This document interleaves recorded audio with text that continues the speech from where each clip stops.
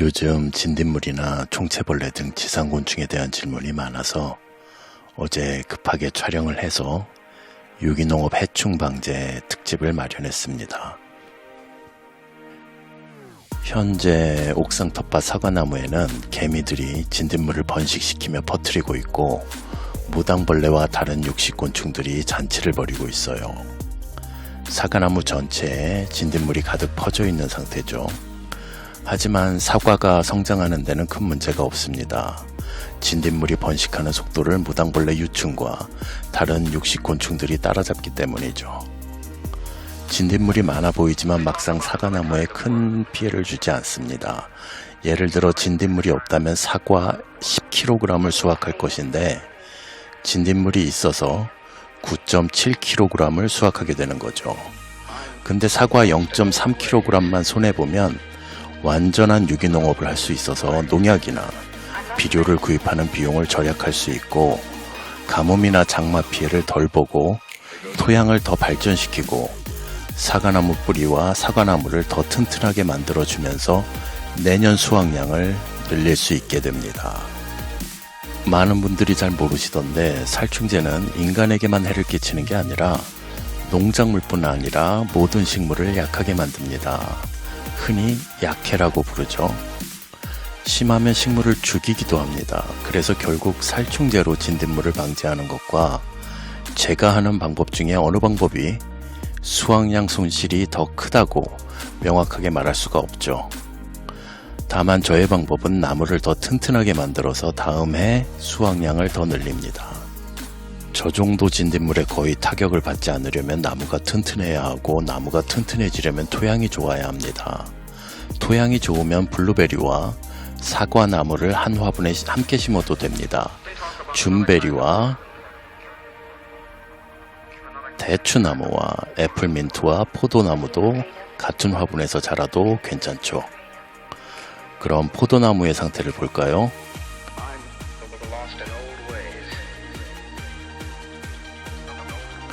본 줄기만 10m 이상이죠. 여기부터 포도가 달렸는데 포도송이가 70개가 넘어서 줄여줄까 고민입니다.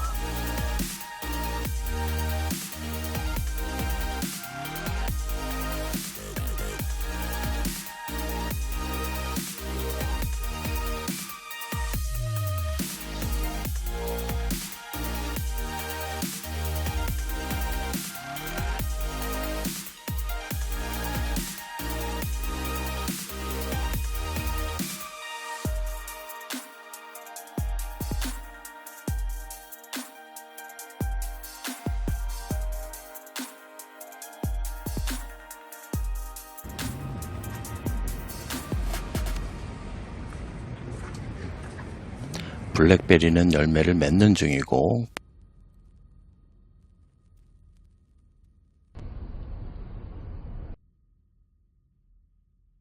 뽕나무는 현재 수확기죠.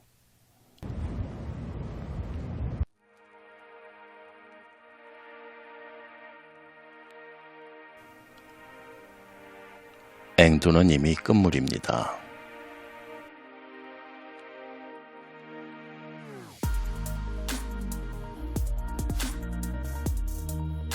오디는 조금 수확해서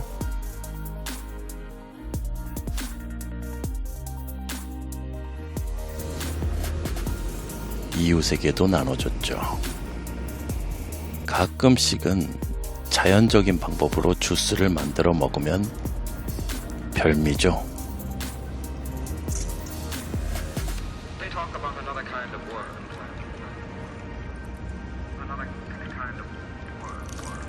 What are you afraid of?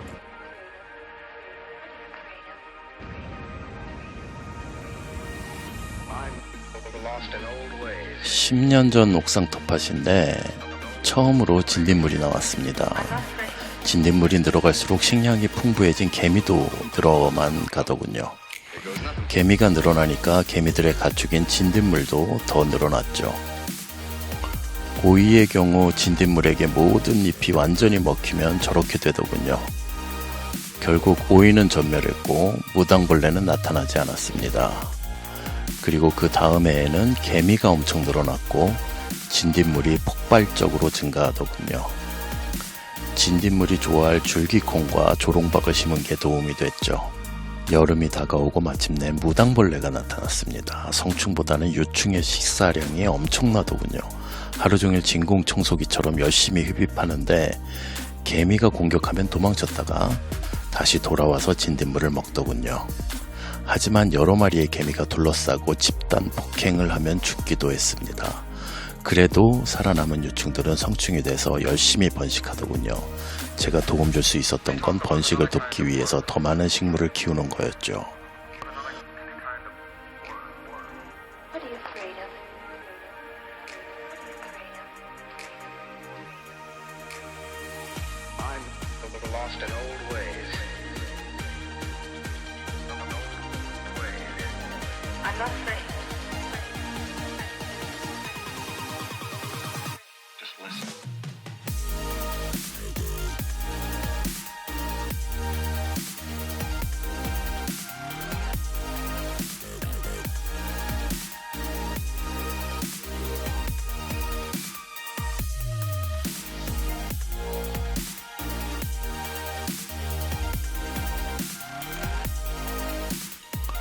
무당벌레의 승리가 굳어질 때쯤 갑자기 개미들 진영에서 처음 보는 덩치가 3배 이상 큰 대형 장갑보병이 등장했고 전력은 다시 비등해졌습니다.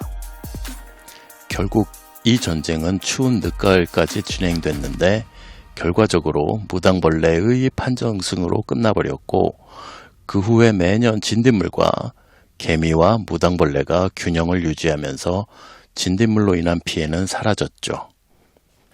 그리고 매년 새로운 육식곤충들이 등장하고 새로운 채식곤충들이 등장하면서 지상곤충 생태계의 균형은 점점 더 치밀하고 안정적으로 발전했습니다. 거미는 참으로 아름다운 곤충이죠. 모기나 파리 등 날아다니는 곤충을 모두 잡아먹습니다. 작년에는 잠자리도 잡아먹더군요. 요즘은 귀한 곤충이라서 안타까웠죠. 잠자리야말로 진공 모기 청소기죠. 잠자리와 개구리가 많은 지역엔 모기가 적습니다. 강남구에는 양재천에 자연 습지도 있고 농약 사용 없이 전통적 방식으로 벼농사를 하는 논도 있어서 옥상 텃밭에도 잠자리가 돌아다닙니다. 북한산 인근에 있는 주말농장은 풍경만 보면 시골이지만 이미 오래전에 잠자리가 멸종했더군요. 지난 10년간 잠자리를 한 마리도 본 적이 없습니다. 진딧물이 등장하고 9년이 지난 후에 파리매가 등장하고 사마귀가 나타나더군요. 파리매는 방어력이 약하고 강하진 않지만 어쌔신 플라이라는 영어 이름처럼 기습적인 공격을 잘하는 암살 기술이 좋아서 파리처럼 하늘을 날아다니는 곤충들을 잡아먹는 공군형 육식곤충이고 사마귀는 워낙 강해서 적수가 없는 육군형 육식곤충인데 이 둘만 있으면 딱히 곤충으로 인한 문제가 발생할 가능성이 낮아지죠. 진딧물을 먹고 있는 육식곤충들은 무당벌레 말고 있습니다. 이런 육식곤충들이 증가하면 그걸 조절해줄 사마귀가 준비 중이죠. 이건 이미 부활을 시작했네요. 사마귀가 너무 많아도 문제인데 사마귀가 많으면 새들이 알아서 먹으러 올 거라고 믿고 있는 중입니다. 보름 전에 처음 진딧물을 나무줄기 2개에서 발견했는데 관행농부들은 진딧물은 초기에 잡지 않으면 금방 퍼져서 큰일 난다는 경고를 하며 당장 약을 치라고 하죠. 하지만 매년 무당벌레가 나타나고 성충이 겨울잠을 안전하게 잘 수 있도록 토양을 갈아버리지 않는 유기농부는 느긋하게 기다립니다. 5일 후에는 이미 여기저기 절반 이상의 가지에 퍼졌고 진딧물의 숫자도 10배 이상 늘어났네요. 관행농부들이 이 모습을 보면 한숨 쉬면서 한심해할 겁니다. 하지만 유기농부는 그냥 기다립니다. 7일 후에 무당벌레의 알이 발견됐죠. 겨울잠을 끝낸 성충이 진딧물이 있는 것을 찾아내서 알을 낳고 간 겁니다. 그런데 무당벌레 유충이 이미 탈피를 한 번 한 흔적이 보이고 유충들이 이미 여기저기 보이네요. 사실 며칠 전에 무당벌레 성충이 알을 이미 낳아놨는데 제가 발견을 못한 것 같네요. 제가 군대에 있을 때 의무병이었는데 매주 1회 연막 방역을 의무적으로 했었어야 했습니다. 아주 무겁지만 어깨에 멜 수 있는 1기통짜리 연막 방역기에 살충제와 경유를 섞어서 고온에서 태워서 연막을 뽑아내는 건데, 경유를 태우면 발암물질과 미세먼지가 뿜어져 나오는데 거기에 살충제까지 섞어서 쏘는 겁니다. 참으로 어이없는 일이라는 걸 2년 동안 해보고 나니까 알게 됐죠. 연막 소독을 하면 식물 잎에 살충제 성분이 경유의 미세먼지 및 발암물질과 함께 달라붙게 되는데, 일단 껍질째 먹는 작은 과일이나 텃밭 채소들은 먹지 말고 모두 버리는 게 좋습니다. 주로 모기와 파리를 죽이기 위해서 소독을 하는데 잠자리가 제일 먼저 죽더군요. 그리고 다른 육식 곤충들이 전멸합니다. 모기도 죽기는 하는데 일주일이나 2주일이면 알에서 부화하고 다시 성충으로 변해서 나타납니다.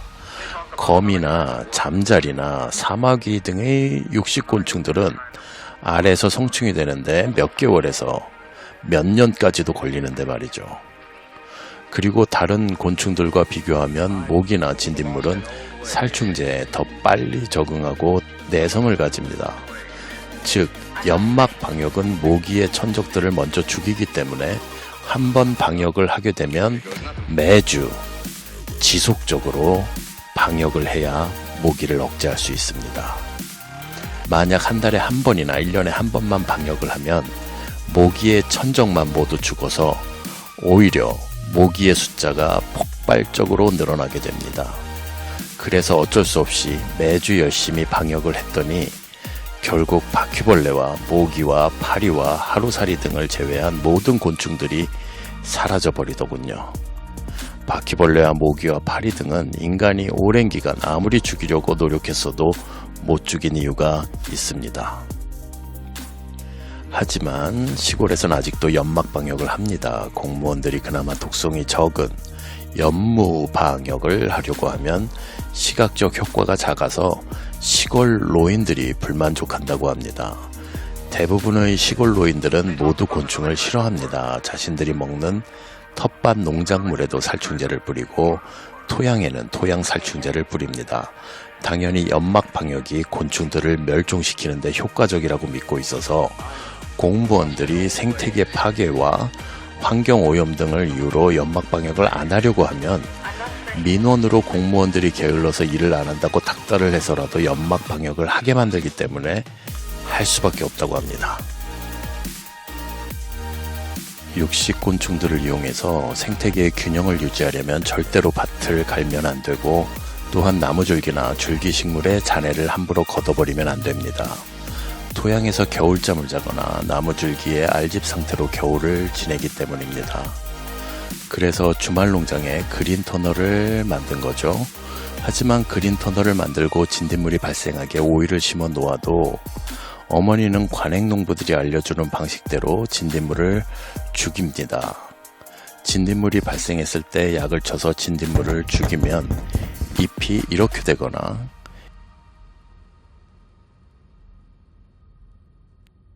이렇게 모두 부스러져서 사라집니다. 저는 저런 현상에 대해서 잘 알고 있는데도 어머니는 진딧물을 죽인 적이 없다고 하십니다. 계피물에 뭔가를 섞어서 사용하는 것을 보았고, 밭에서 퐁퐁이라는 식기세척용 계면 활성제를 봤는데도 말이죠. 그렇게 검증되지 않은 민간요법으로 진딧물을 죽이면 다대기 오이보다 비교적 강한 청오이도 저렇게 이파리도 하나 없이 힘도 못 쓰고 빈약하게 자라게 됩니다. 그리고 결국 육식곤충이 없는 주말 농장은 모기와 호박과 실파리, 그리고 미국 선녀벌레 등만 번성하게 됩니다. 한편 어머니 몰래 어머니가 접근하지 않으시는 풀이 무성이 자라는 주말 농장 구석에 심어 놓은 다대기 오이는 오이도 이파리도 정상적으로 잘 자랐습니다. 다음 영상에선 옥상 텃밭에서 켄터키 블루그라스 잔디밭을 텃밭으로 사용하는 이유와 재배 방법과 옥상 텃밭에서 멀칭용 유기물을 자급자족하는 방법에 대해서 알려드릴게요. 주말 농장은 결국 접기로 했습니다.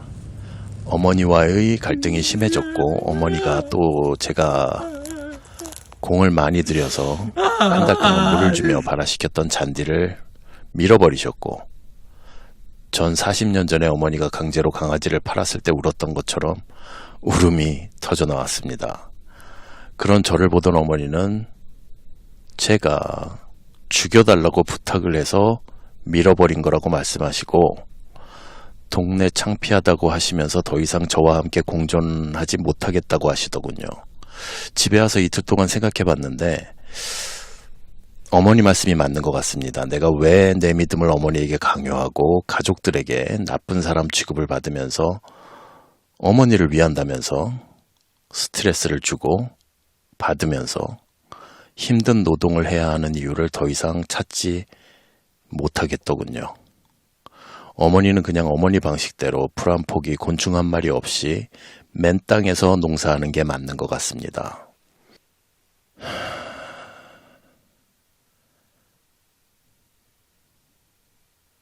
이렇게 모든 것이 정반대이고 절대로 변할 일이 없는 두 사람의 잘못된 동행은 결국 저를 위해서도 어머니를 위해서도 도움이 안 된다는 걸 이번 기회에 명확하게 깨달았습니다. 어머니는 제가 어머니 밭에서 유효토심을 늘리고 잔디밭을 만드는 걸 허락하시는 척하지만 결국 만들어지기 직전이나 만들자마자 모두 밀어버리실 겁니다. 6년 동안 같은 일이 끊임없이 반복됐는데도 희망을 가졌던 제가 미련한 것 같네요. 당분간은 주말 농장에 안 갈 예정이라서 매주 이틀의 여유 시간이 생겼고 그동안 밀렸던 영상이나 빨리 편집할 계획입니다. 그리고 당분간은 옥상 텃밭에 집중할 생각입니다.